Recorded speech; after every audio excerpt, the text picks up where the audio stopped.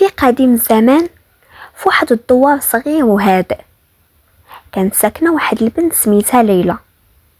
ليلى كانت معروفة بزينها وذكائها، ولكن كانت فيها واحد الصفة اللي مزويناش، واللي هي كانت بخيلة بزاف. كانت ليلى حريصة على كل ريال عندها، وكتخاف تخسرو على اي حاجة، حتى على ابسط الحاجات اللي خاصها واللي ضروريا. وحوايجها كانوا قدام ومقطعين، وماكلتها كانت بسيطة وكانت ديما كترفض تعاون اي حد محتاج. كانت كتبرر بخلها لنفسها بزاف ديال المرات، كتقول من الاحسن نجمع لزماني، ولا بعد المرة كتقول الفقر كيطيح الهيبة. كانت كتنقص من راسها باش تزيد لفلوسها، وكل درهم كتخشيه في صندوقها الخشبي كان كيعطيها احساس بالامان الزائف. والجيران من جهة اخرى كانوا ديما كيحاولوا يعاونوها ولا كيعرضوا عليها المناسبات، ولكن هي ديما كترفض بحجة انها ما عندهاش الفلوس كافيين، ولا عندها شي خدمة بزاف وضرورية خصها تكملها. ليلى كانت خايفة لا تضطر تصرف شي حاجة من الفلوس. كانت كتجمع الفلوس وتخبيهم في واحد الصندوق قديم ديال الخشب تحت ناموسيتها، وكتتخيل كيفاش غتولي غنية يوم من الايام. كانت كتحلم، وكانوا الاحلام ديالها كلهم مبنيين على الفلوس، على الامتلاك الكثير، ولكن بلا ما تفكر شنو غدير بهذا الشيء كامل، كتخبي وصافي. واحد النهار جا واحد الجفاف اللي كبير بزاف في الدوار، الابار نشفات والزرع مات والناس عانوا من الجوع والعطش. هاد الجفاف ما كانش عادي، كان قاسي لدرجة انه بدا كيأثر حتى على الحيوانات، والامل بدا كينقص من قلوب الناس. توجهات العائلة لبعضها البعض كيطلبوا المساعدة، وكل قلب طيب في الدوار كينقض في بعضياتهم. الفقراء كانوا كيتقاسموا اللي بقى عندهم، والاغنياء اللي بقاو عندهم شويه د المواد كانوا كيفتحوا ديورهم ويصدقوهم. ولكن ليلى واخا كانت عندها الفلوس بزاف مخبين، ما تحركاتش.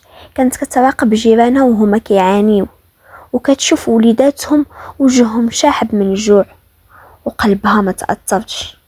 كانت كتفكر غير كيفاش تحمي فلوسها باش ما يمشوش في مساعدة الآخرين. كانت كتمر من حدا البيوت اللي فيها الصياح والبكاء، وكتسد ودنيها وكتقول كل واحد وهمه، انا خاصني نعتني غير براسي. دوزات الايام والوضع كيزيد يسوء.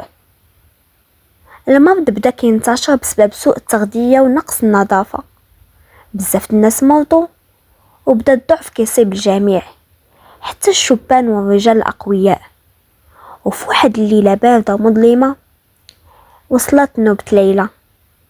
مرضات وبمرض صعيب، سخانة مرتفعة والضعف في جسمها كله. ما لقاتش اللي يعتني بها، حيتاش كل شي كان لاهي كيقلب غاله باش يعيش. وجيرانها اللي كانوا كيحاولوا معاها شحال هادي كانوا يا اما مرض يا اما هلكهم التعب والجوع، ما كان عندهم لا ماكله لا دواء. وكانت ضعيفه بزاف لدرجه انها ما قدرتش حتى توصل للصندوق ديالها المليان بالفلوس. الفلوس اللي جمعتهم بشق الانفس، كانوا بعاد عليها وما قدروش يديروا ليها والو. في هذيك اللحظه بطبيعه الحال، وملي كانت كتحس بالموت كتدني منها، أدركت ليلى أن المال اللي جمعاته بشق الأنفس لا يساوي شيئا عندما تكون الحياة في خطر. ما قدرتش النقود تشري ليها لا قطرة ماء، لا طرف خبز، لا يد حنينة تعتني بها، ولا حتى كلمة طيبة من شي حد. بقات كتشوف الصندوق ديالها المليان، وحست بالندم عمر قلبها. ندم على كل فرصة ضيعتها باش دير الخير، ندم على كل قلب كسرته بالبخل ديالها، ندم على كل يد مدت ليها المساعدة ورفضتها. لو أنها ساعدت جيرانها من اللي كانوا في حاجة لربما لقات من يساعدها دابا. دمعة نزلت من عينيها الشاحبة، دمعة ماشي على حالتها ولكن على الوحدة اللي جلباتها لنفسها. ولحسن الحظ دازت من حدا دار ليلى واحد العجوز طيبة القلب سميتها خالتي مينا. خالتي مينا كانت يلا رجعت من دوار قريب، جابت معاها شوية د المؤونة اللي قدرت تجمعها بصعوبة. كانت عارفة ليلى وعارفة بخلها الشديد، ولكن قلبها الطيب كان أكبر من أي سوء. شافت ليلى وهي في حالة يرثى لها، وجهها أصفر وشفايفها شاحبة، وما قدرتش تخليها هكاك. دخلت عندها وحطت المؤونة ديالها على الأرض، وبلا ما تتردد عطاتها شوية ديال الماء اللي كان قليل عندها وشوية ديال الخبز يابس، وبقات كتعاونها وتهلط فيها حتى تحسنت صحتها شوية. كانت كتحكي ليها قصص على الصبر وعلى قوة المجتمع.